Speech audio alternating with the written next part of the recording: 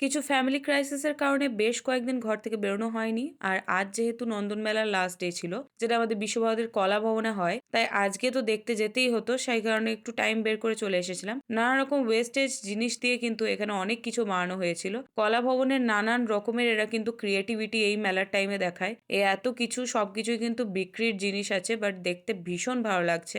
আর এখানে এত সুন্দর ডেকোরেশন করা হয়েছে। এই যে কঙ্কালটা দেখছো, এই কঙ্কালটার গোটাটাই কিন্তু সোশ্যাল মিডিয়ার উপর করা হয়েছে, মানে সোশ্যাল মিডিয়া ভূত। এখন আমাদের মানুষের মাথায় তো সোশ্যাল মিডিয়াটাই একমাত্র চলছে, তো সেটাকে নিয়ে এই থিমটা রাখা হয়েছে। আর চারিদিকে কিন্তু দেখতে পাচ্ছ কি সুন্দর আর্ট এরা করেছে। কলা ভবনের প্রত্যেকটা স্টুডেন্ট কিন্তু এই নন্দন মেলার টাইমে নিজেদের দিন রাত এক করে পুরো মন লাগিয়ে কাজ করে, যে কারণে এত সুন্দর একটা মেলা হয়। এখানে খাবারের স্টলসও ছিল।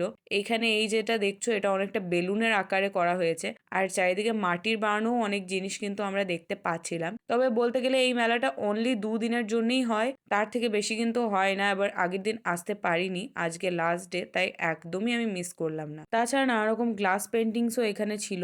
মেলাটা এত সুন্দর ডেকোরেশন হয়েছে, তার সাথে কিন্তু এই ধরনের নানা রকমের অনুষ্ঠান মেলার মধ্যে হচ্ছে। এই মেলাতে এমন কিছু নেই যেটা বাদ দিয়েছে। নানা রকম ফেস আর্ট যেগুলো হয়, মানে চোখের কাছে নানা রকম ডিজাইন করা হয়, সেগুলোও করা হচ্ছিল। মেলার মধ্যে খাবারের খুব একটা ব্যবস্থা ছিল না, তাই আমি বানি ক্যাফেতে চলে এসেছিলাম, যেটা রতনপল্লীতে রাস্তায় একটা ছোটখাটো দোকান বলতে পারো।